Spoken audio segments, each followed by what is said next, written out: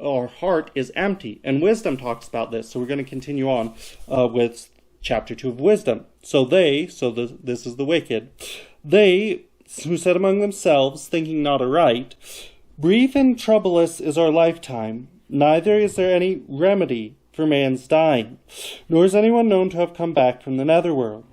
For haphazard were we born, and hereafter we shall be as though we had not been, because the breath in our nostrils is a smoke, and reason is a spark in the beating of our heart.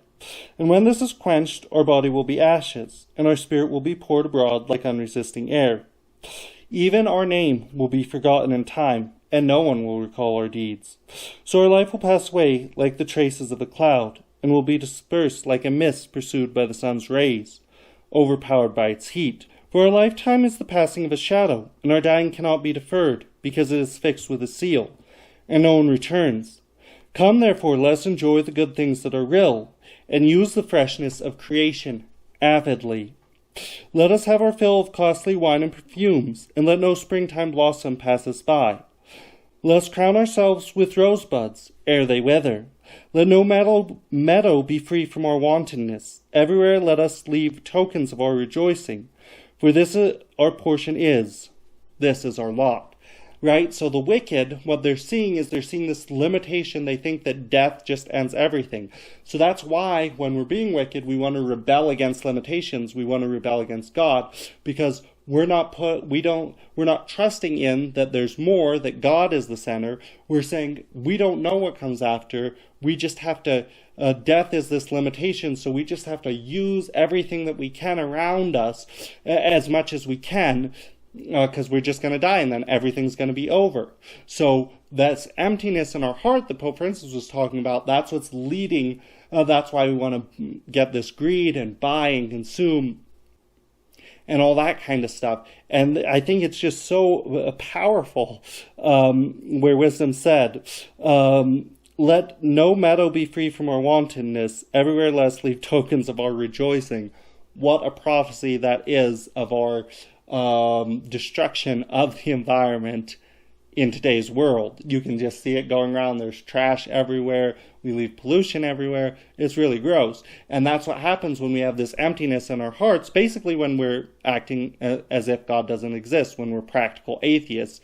What happens? The environment gets destroyed because we're just trying to squeeze everything out of it. And Pope Francis talks about this in section 90 of Laudato Si. He says, others have not the faintest idea of what to do with their possessions, vainly showing off their supposed superiority, and leaving behind them so much waste which, if it were the case everywhere, would destroy the planet, right? So we don't know what to do with ourselves because we've stepped outside of the covenant of life. We don't want to accept our limits because we see the limit of death and we don't trust in God. And so there's this emptiness at the center of our being because we're living as practical atheists. So we're leaving all kinds of destruction in our wake. And why is this? Pope Francis, just a little bit earlier in section 88 of Laudato Si, says, when we're looking to find all this, we're looking for God in creation. That's what we're doing when we're doing all this kind of stuff. But that doesn't do any good for us or the creatures, right? So when we're living as practical atheists, we're trying to get this happiness that's only in God himself, this joy that's only in God. We're trying to get it out of created things. And when we try to do that, it only leads to destruction. When we try to find God in creatures, no matter how good those creatures are, it's going to leave destruction. And Pope Francis talks about this in section, just a little further on, in section 122, that what's leading to this environmental degradation is a misguided anthropocentrism, where we're putting ourselves in the center. When human beings become in the center and it's not God anymore, when we've then that's when we make this covenant with death, right? We're even sick of ourselves. We try to squeeze goodness out of creation. We want that joy and stuff because we didn't want limitations. So we don't want limitations because we see the limitation of death and we're scared of it. So we're just trying to squeeze as much enjoyment out of creation because we put now ourselves at the center of everything. And when we have this anthropocentric, this man-centered idea, Pope Francis talks about in section 123. The same use and throw away logic generates so much waste because of the disordered desire to consume more than what is really necessary, right? Because we're trying to get happiness out of created things, so we have to consume and consume and consume. We can throw all this junk in our heart, but no matter how much junk you throw in there, you can't fill the God-sized hole. We should not think that political efforts, this is so important for us nowadays because we can just fix everything through politics, lol. We should not think that political efforts or the force of law will be sufficient to prevent actions which affect the environment, because when the culture itself is corrupt, and how is it corrupt? Listen to what he says. And objective truth and universally valid principles are no longer upheld, then laws can only be seen as arbitrary impositions or obstacles to be avoided.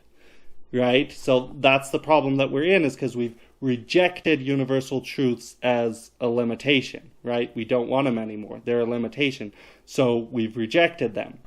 We've been talking about this false happiness, but real happiness is through limitations. Pope Francis gives us the solution. In section 223, he says, happiness means knowing how to limit some needs which only diminish us, and being open to the many different possibilities which life can offer, right? Stepping back into our limits, back into our covenantal relationship with God. Let's continue now with the end part of wisdom that I want to be reading. So we're reading verses 10 and 11 now. And after that, verses 12, that's the prophecy of Jesus the Messiah. So we're going to stop at 10 and 11. So we've gone from, we step outside of these limitations because we see death, and we don't want death. That's a limitation we don't want because we don't trust that God is the center of our lives, death or no death. So we're trying to squeeze everything that we want out of creation. And then what happens? Wisdom tells us, let us oppress the needy, just man. Let us neither spare the widow nor revere the old man for his hair grown white with time. But let our strength be our norm of justice, for weakness proves itself useless.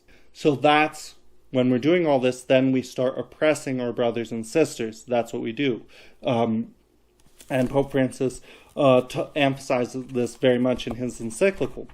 In section 91, which I love, he says, a sense of deep communion with the rest of nature cannot be real. So these people who say they want to help the environment and say all these nice sounding flowery political words, but it cannot be real if our hearts lack tenderness, compassion, and concern for our fellow human beings, right?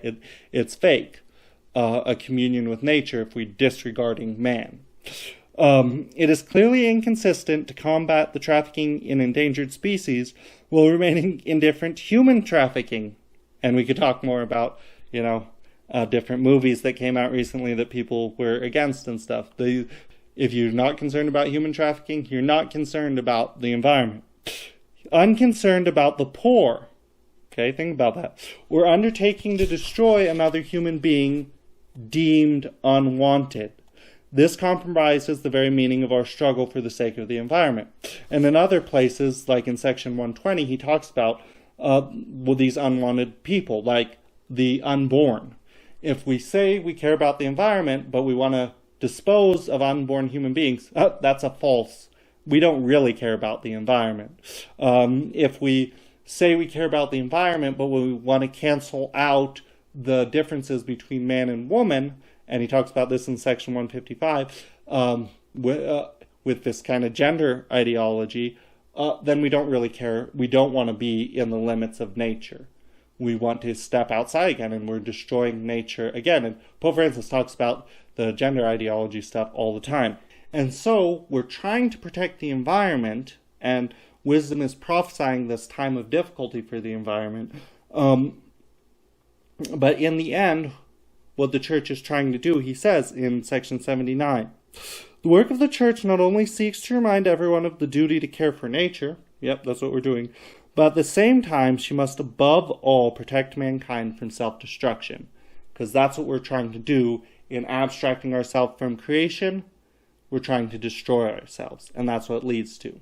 So I hope you enjoyed that little walk through wisdom, and I encourage you to read Laudato Si and Wisdom, the Book of Wisdom, for yourself.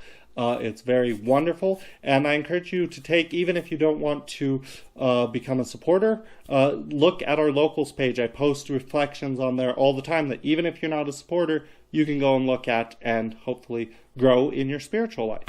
You have a good day. God bless you.